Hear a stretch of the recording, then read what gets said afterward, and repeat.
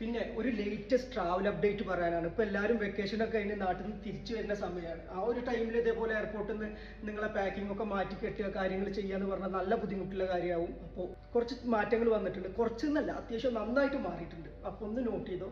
ചുറ്റിക, ആണി, screwdrivers, പിന്നെ sharp work tools, then scissors with blade longer than 6 centimetre. 6 സെന്റിമീറ്ററിന്റെ മേലെ ബ്ലേഡ് കാര്യങ്ങൾ ക്യാരി ചെയ്യാൻ പറ്റൂല.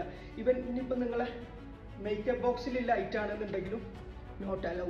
Then cricket bat, baseball bat, പിന്നെ അതേപോലെ തന്നെ walking talkie, measuring tape, packing tape. പിന്നെ മെഡിക്കലിൻ്റെ കാര്യത്തിൽ വരികയാണെന്നുണ്ടെങ്കിൽ പഴയ പോലെ തന്നെ നിങ്ങൾ ക്യാരി ചെയ്യണ മരുന്നിൻ്റെ പ്രിസ്ക്രിപ്ഷനും കാര്യങ്ങളൊക്കെ കയ്യിൽ വെക്കുക. പിന്നെ വേറൊരു ഇമ്പോർട്ടൻ്റ് ആയിട്ടൊരു കാര്യം പറയാനുണ്ട്.